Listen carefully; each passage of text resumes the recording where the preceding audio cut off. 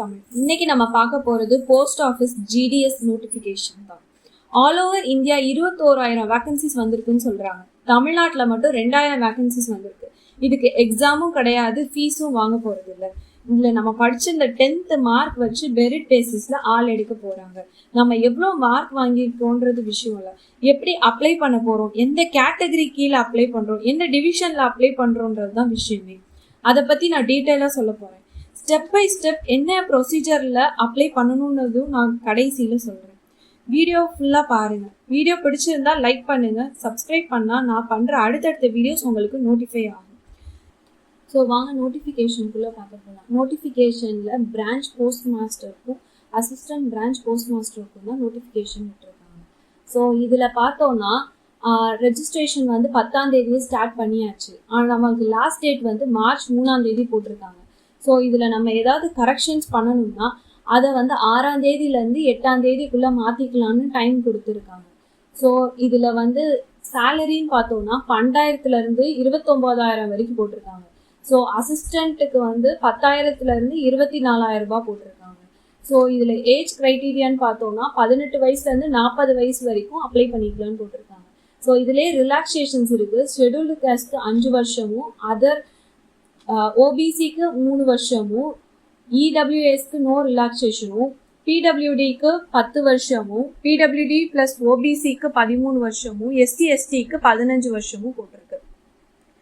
Education பார்த்தா 10th படிச்சிருக்காலே போதும்னு போட்டிருக்காங்க. ஸோ நம்ம 10th மார்க் வச்சு தான் ஆள் எடுக்க போகிறாங்க. அதுவும் இல்லாமல் கம்ப்யூட்டர் நாலேஜும் சைக்கிளிங் நாலேஜும் வேணும்னு சொல்லியிருக்காங்க. ஸோ அது இல்லாமல் இப்போ நம்ம இம்பார்ட்டண்ட்டான செக்ஷனுக்குள்ளே போகிறோம். இப்போ பார்க்க போகிறது இம்பார்ட்டண்டான விஷயம். ரெஜிஸ்ட்ரேஷன் பண்ணுறதுக்கு முன்னாடி நம்மளுக்கு என்னென்ன விஷயம்லாம் தேவைன்னு நோட்டிஃபிகேஷன்லேயே கொடுத்துருக்காங்க. ஃபஸ்ட்டு வந்து ஒரு கேண்டிடேட்டுக்கு இமெயில் ஐடியும் மொபைல் நம்பரும் வேணும். ஸோ இந்த இமெயில் ஐடியும் மொபைல் நம்பரும் யூனிக்காக அவங்களுக்கு மட்டும்தான் ரெஜிஸ்டர் பண்ணுறதுக்கு யூஸ் ஆகணும்னு சொல்கிறாங்க.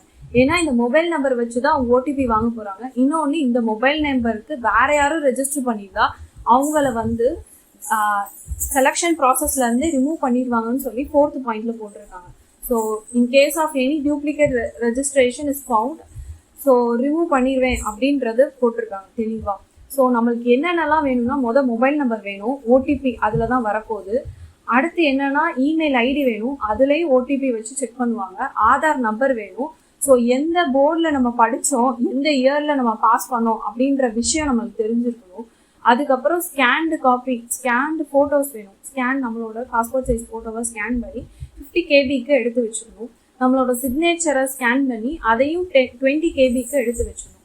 ஸோ இப்போ எப்படி வந்து நம்ம அப்ளை பண்ணணும்னா, நமக்கு மொத்தம் 5 போஸ்ட் கொடுக்குறாங்கன்னா, அந்த 5 போஸ்ட்டில் இப்போ நான் வந்து ஓபிசி கேட்டகரி, நான் வந்து மதுரையில் இருக்கேன், நான் வந்து காலவாசலுக்கு பக்கத்தில் இருக்கேன். என்னோட போஸ்ட் ஆஃபீஸ் காலவாசல் பக்கத்தில் இருக்க போஸ்ட் ஆஃபீஸ். அங்கே வந்து இடபிள்யூஎஸ்ல மட்டும்தான் ஒரே ஒரு போஸ்ட் இருக்குன்னா, நான் போய் அங்கே அப்ளை பண்ணக்கூடாது. என் வீட்டில் பக்கத்தில் இருக்குன்னு சொல்லி அங்கே அப்ளை பண்ணக்கூடாது. அங்கே பண்ணேன்னா அங்கே கண்டிப்பாக வந்து இடபிள்யூஎஸ்க்கு தான் வந்து ஆள் எடுக்க போகிறாங்க, ஓபிசி கேட்டகரிக்கு எடுக்க மாட்டாங்க. ஸோ நான் வந்து ஒன்று ஜென்ரலில் இருக்க இதை அப்ளை பண்ணணும், இல்லாட்டி ஓபிசி கேட்டகரி எங்கே இருக்குது அப்படின்றத அப்ளை பண்ணணும். சப்போஸ் ரூரல் ஏரியாஸ், அதாவது கிராமப்புறங்களில் வந்து வேக்கன்சிஸ் போட்டிருப்பாங்க ஓபிசிக்கு, அங்கே போய் அப்ளை பண்ணால் கண்டிப்பாக வேலை கிடைக்கும். ஸோ இதெல்லாம், இந்த க்ரைட்டீரியாலாம் பார்த்து அப்ளை பண்ணிங்கன்னா கண்டிப்பாக கம்மியான மார்க்னாலும் உங்களுக்கு வேலை கிடைக்கும்.